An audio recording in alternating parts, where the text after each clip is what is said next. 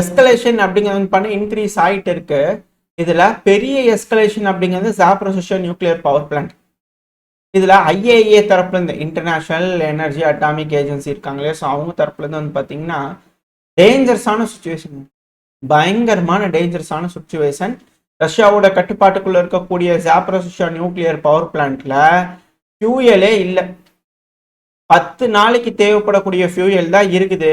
ரொம்ப ரொம்ப சீரியஸான சுச்சுவேஷனுங்க. அது மட்டும் இல்லாம உக்ரைன் நம்ம கடைசியா இது போல ரஷ்யாவோட கட்டுப்பாட்டுக்குள்ள இருக்கக்கூடிய இந்த பவர் பிளான்ட்டுக்கு வரக்கூடிய கடைசி எனர்ஜி சோர்ஸ் எலக்ட்ரிக் இன்ஃப்ராஸ்ட்ரக்சர் அடிச்சு 10 நாள் ஆச்சு. அந்த செய்தி நம்ம பார்த்துருப்போம். 10 நாள் ஆச்சு. 10 நாளா ரஷ்யா தரப்பு ரீசர்வ் பண்ணல. இதே போல போனவங்களுக்கு வேடிக்கிட்டும் போ அப்படிங்கிற ரஷ்யா தரப்பு அசால்ட்டா விட்டாங்களா இல்லை என்ன போகுதுன்னு தெரியல. ரஷ்யா தரப்பு வந்து பார்த்தீங்கன்னா ரொம்ப சிக்கலா இருக்குங்க, தாக்குதல் ரொம்ப ஹெவியா இருக்கனால ரிப்பேர் பண்ணுறதுக்கு லேட் ஆகும் போல தெரியுது அப்படிங்கிறவள இருக்காங்களா என்னன்னு தெரியல. டைம் ஆக ப்ரெஷர் ஏற ஆரம்பிச்சிருச்சு. இந்த உக்ரைன் வந்து பார்த்தீங்கன்னா இது லொட்னு வந்து பார்த்தீங்கன்னா சும்மா அதையவே அடிச்சுட்டே இருக்கிறதுனால இந்த ரஷ்யா ரெடி பண்ணுறதுக்கு கொஞ்சம் டைம் எடுத்துருக்குறாங்க. அந்த இடத்த இன்னும் ரெடி ஆகலை. இன்னும் 10 நாளைக்கு தான் ஃபியூயல் இருக்குது அப்படிங்கிற சொல்கிறாங்க. அப்படி இல்லைன்னா உக்ரைனே கொண்டு வந்து கொடுக்கணும் ஃபியூயலை வந்து பார்த்தீங்கன்னா ஐயோ ரஷ்யா இந்த வச்சுக்க அப்படிங்கிறது போல. இல்லைன்னா சிக்கலாகும். வெடிக்க ஆரம்பிச்சிருச்சு, அதை கோல்டு மோட்லேருந்து வெடிக்க ஆரம்பிச்சிருச்சு அப்படின்னா சிக்கல் தான். எஸ்கலேஷன்ங்கிறது இப்போ இந்த பகுதியில் இருக்குது. ஸோ உக்ரைன் என்ன முடிவுகள் எடுக்க போகிறாங்க அப்படிங்கிறது வெயிட் பண்ணி பார்க்கலாம். ஆனால் உக்ரைனோட மீடியாக்கள் வந்து பார்த்தீங்கன்னா ரஷ்யாவோட ஆக்ஷன்னால ரஷ்யாவோட கட்டுப்பாட்டுக்குள்ள இருக்கக்கூடிய இந்த பகுதிகளில் டேமேஜ் ஆயிடுச்சு அப்படின்னு சொல்றாங்க. ரஷ்யா என்ன ஆக்ஷன் எடுத்தாங்க அப்படிங்கிறது தெரியல. உக்ரைன் தான் அது மேலே தாக்குதல் பண்ணிருக்காங்க, லொட்லோட்னு அடிச்சுட்டு இருந்தாங்க. அதுக்கு வரக்கூடிய எனர்ஜி யூனிட்ஸ் மேலே அடிச்சுட்டு இருந்தாங்க. இந்த டிரான்ஸ்ஃபார்மரு சப்ஸ்டேஷன்ஸ் இது மேலே அடிச்சுட்டு இருந்தாங்க. இப்போ ரெடி ஆகிறதுக்கு லேட் ஆகுது. ஸோ வெயிட் பண்ணி பார்ப்போம். இது ஒன்ஸ்னா சிக்கல் தான், பெருமளவில் எஸ்கலேஷன் அப்படிங்கிற மாற்று கருத்துல. அது மட்டும் இல்லாமல் கர்கிவ்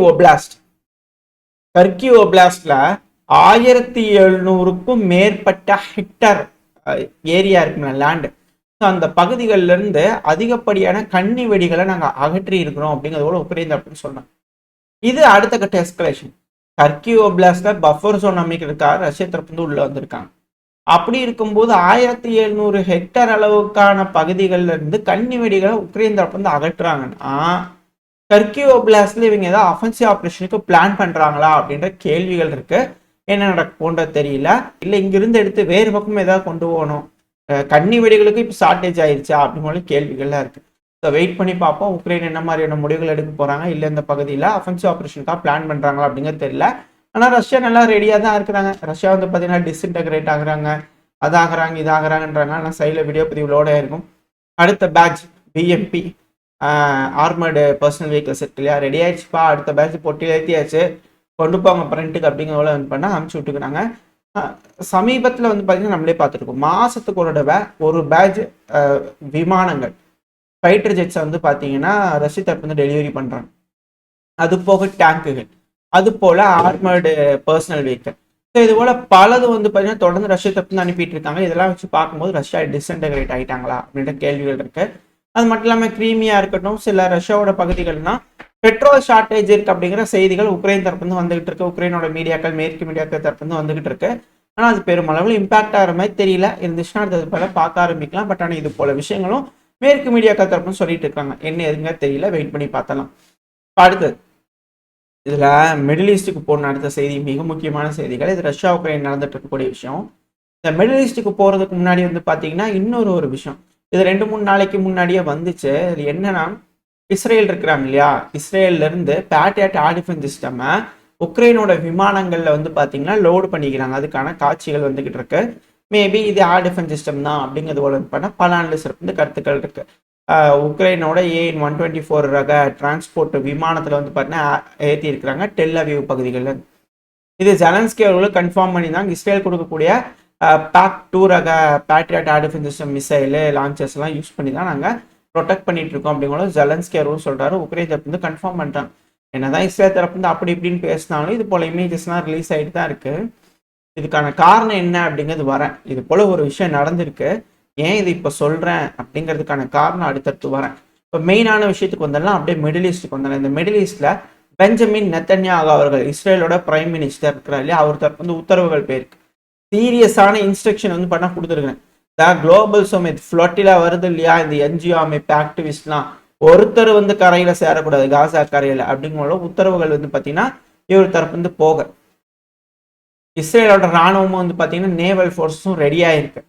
ஸோ அவங்க தொடர்ந்து இந்த சிவிலியன் கப்பல்களை வந்து பார்த்தீங்கன்னா இன்டர்செப்ட் பண்ண ஆரம்பிச்சிருக்காங்க. மொத்தம் 47 சிவிலியன் வெசல்ஸை வந்து பார்த்தீங்கன்னா இன்டர்செப்ட் பண்ணிக்கதா சொல்லிக்கிறாங்க. அதாவது வந்த வெசலை நிப்பாட் அப்படிங்கிறதோட இஸ்ரேலோட ராணுவ தரப்பு வந்து நிப்பாட்டிக்கிறாங்க அப்படிங்கிறதோட செய்திகள் வந்துகிட்டு இருக்கு. சைடில் வந்து பார்த்தீங்கன்னா லோடாக இருக்கு ஒரு இமேஜ், நம்ம லைனாக வரலாம். இதில் என்னன்னா இது போல இஸ்ரேல் வந்து அதை இன்டர்செப்ட் பண்ணுறாங்க இல்லையா. இட்டாலியோட மினிஸ்ட்ரி ஆஃப் ஃபாரின் அஃபேர்ஸ் தரப்பு என்ன செய்திகள் வந்திருக்குன்னா, அது இவங்க தான் வந்து ஸ்பெயினுமே இட்டாலியும் தான் போர்க்கப்பல்களை டிப்ளாய் பண்ணி தாங்க இவங்களுக்கு பாதுகாப்பு கொடுக்கறதுக்கு. இப்போ இவங்க தரப்பு என்ன சொல்றாங்கன்னா, இஸ்ரேல் அத்தாரிட்டிஸ் எங்ககிட்ட வந்து அஷ்யூரிட்டி கொடுத்துருக்குறாங்க, வயலன்ஸ்லாம் யூஸ் பண்ண மாட்டோம். இது போல இந்த சுமித் ஃப்ளோட்டிலா வருது இல்லையா, அவங்களுக்கு எகெயின்ஸ்டா வந்து பார்த்தீங்கன்னா நாங்கள் வயலன்ஸ் யூஸ் பண்ண மாட்டோம்னு அஷ்யூரன்ஸ் கொடுத்தா சொல்லிக்கிறாங்க.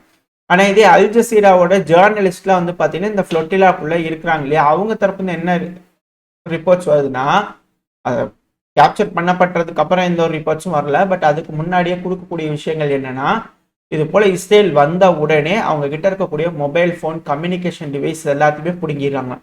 ஃபர்ஸ்ட் எடுத்தோடனே அதை பிடுங்கிடுறாங்க அப்படிங்கிற செய்திகள் வருது. மொத்தம் இந்த ஃப்ளோட்டிலா கான்வாயில் வந்து பார்த்தீங்கன்னா 497 பேர் பார்ட்டிசிபேட் பண்ணிக்கிறாங்க. போன டைமை விட ரொம்ப அதிகம். கிரேட்டா தம்பர்க் அவர்கள் இந்த தடவையும் வந்து பார்த்தா பார்ட்டிசிபேட் பண்ணிக்கிறாங்க. மொத்தம் 497 நபர்கள் 46 நாடுகள்ல இருந்து பார்ட்டிசிபேட் பண்ணிக்கிறாங்க. மொத்தம் 150 போட் வந்து பாத்தீங்கன்னா கிளம்பி இருக்கு. அது வந்து பண்ண போயிட்டு இருக்கு. 44 நாடுகள்ல இருந்து 150 போட் வந்து பண்ண போயிருக்கு. இது பத்தல, இன்னொரு 0 சேர்த்து இருந்தாங்கன்னா பரவாயில்லையா இருக்கும். பட் இருந்தாலும் 150 போட்டு போயிருக்கு. இது எத்தனைய கட்டுப்படுத்த முடியுதுன்னு பார்க்கலாம். இன்னும் 2-3 நாள், 2 நாளுக்குள்ள வந்து பண்ணா ரீச் ஆயிடுவாங்க. காசாவோட கடலோர பகுதிகள் வந்து பண்ணா ரீச் ஆயிடுவாங்க. அங்க இருக்கக்கூடிய நபர்களுக்கு உதவிகள் கொடுக்கறதுக்காக இவங்க போறதுக்கு ட்ரை பண்ணிட்டு இருக்காங்க. 47 கப்பல்களுக்கு மேல பிடிச்சிருக்காங்க.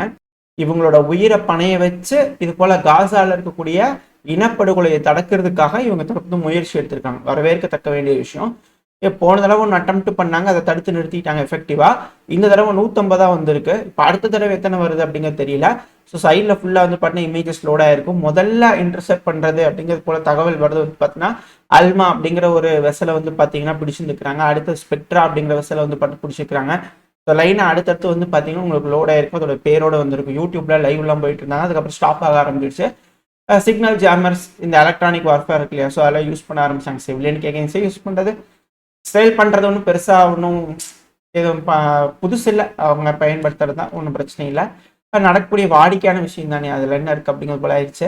இப்போ இந்த சமயத்தில் இந்த ஃப்ளோட்டில் வந்து கொஞ்சம் கொஞ்சமாக பிடிச்சிட்டு இருக்காங்க இஸ்ரேலோட நேவி தரப்புல.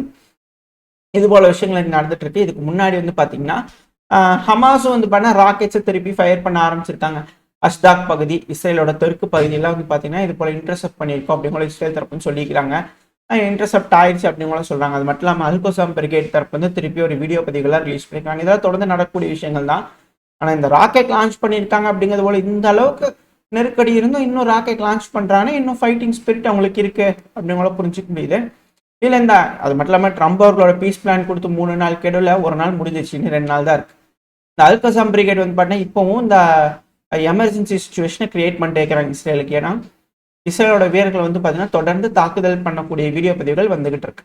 அதில் ஒரு வீடியோ பதிவு உங்களுக்கு காட்டுறது போல ரெகுலராக அவங்களும் விட்டுக்கிட்டு தான் இருக்கிறாங்க. ஃபைட்டிங் ஸ்பிரிட் இன்னும் இருக்கு, ஹமாஸ் கிட்ட இருக்கு அப்படிங்கிற மாற்றுக்கருத்துல இன்னும் சண்டை பிடிச்சிட்டு தான் இருக்கிறாங்க. அது மட்டும் இல்லாம இந்த காசா இஸ்ரேல் இந்த இடத்துல மட்டும் சண்டை இல்லாம இஸ்ரேலோட ட்ரோன்கள் வந்து பார்த்தீங்கன்னா தொடர்ந்து லெபனானோட தெற்கு பகுதிகளை சுற்றி வந்துகிட்டே இருக்கு.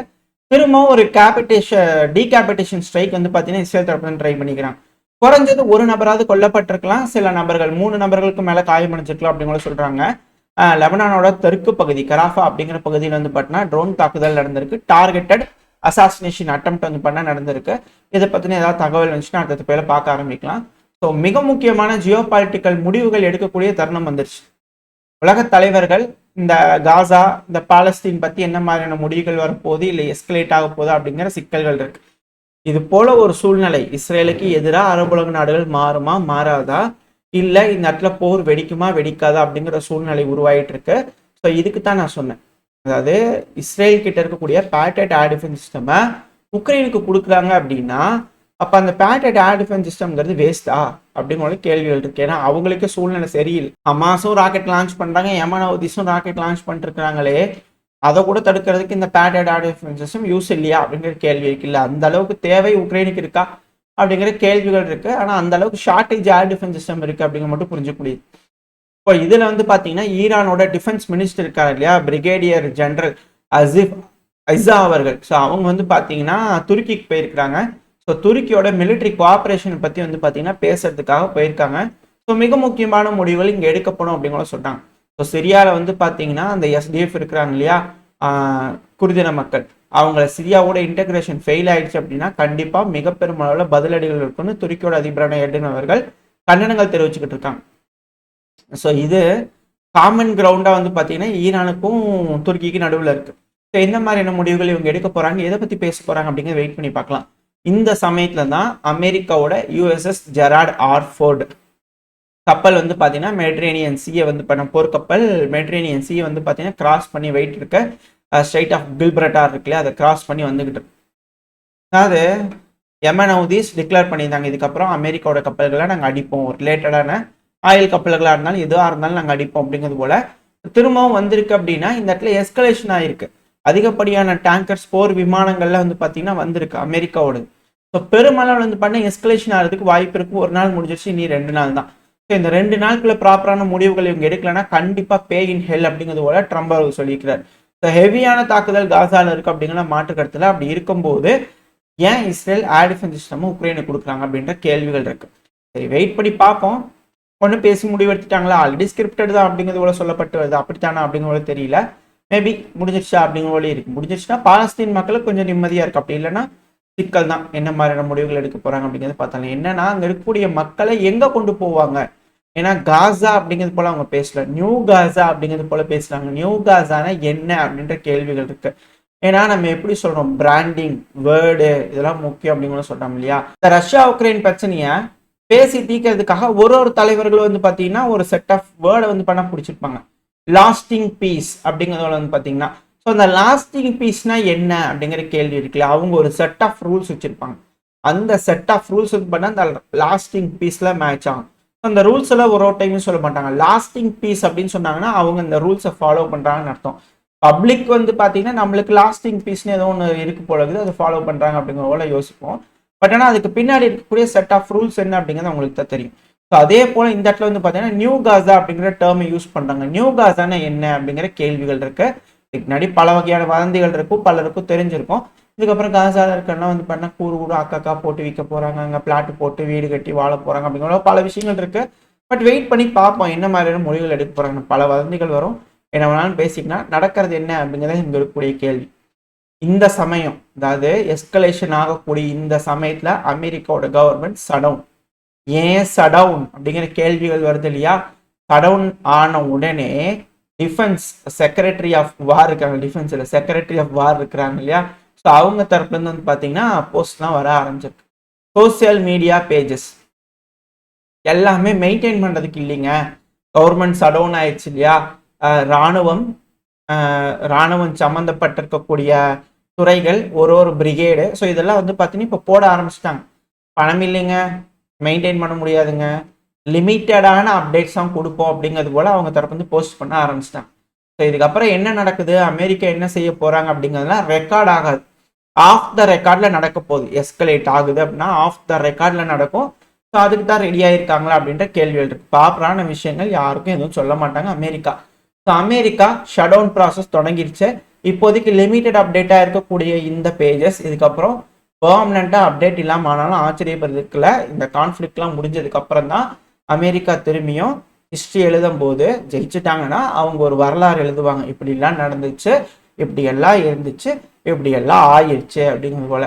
அப்படி இல்லைன்னா யாரு ஜெயிக்கிறாங்களோ அவங்க தரப்புல இருந்து ஒரு வரலாறை எழுத ஆரம்பிப்பாங்க. அதுதான் இதுக்கப்புறம் உலகத்துல இருக்க போறிய ஹிஸ்டரி அப்படிங்கிறத புரிஞ்சுக்க முடியுது. ஸோ இந்த உலகம் குளோபல் கான்ஃபிளிக்ட்லாம் என்டர் ஆயிடுச்சு. நம்ம ஆல்ரெடி சொன்ன மாதிரி தான். Welcome to global conflict. இந்த குளோபல் கான்ஃபிளிக்டோட முடிவு நன்மையா இருக்கும் அப்படிங்கிற நம்பிக்கையில இந்த பதிவை நான் முடிச்சுக்கலாம். இந்த பதிவு அப்படின்னு உங்களுக்கு பிடிச்சினா லைக் பண்ணுங்க, ஃப்ரெண்ட்ஸ் நம்மளோட ஷேர் பண்ணிக்கோங்க. அது கூட மறக்காம இந்த பதிவு பற்றி உங்களோட கருத்துக்களை கமெண்ட் செக்ஷன் சொல்லுங்க. இந்த பதிவு நல்லா இருக்கும்னு நம்பிக்கை அடுத்த பேர் சந்திக்கிறேன். பை.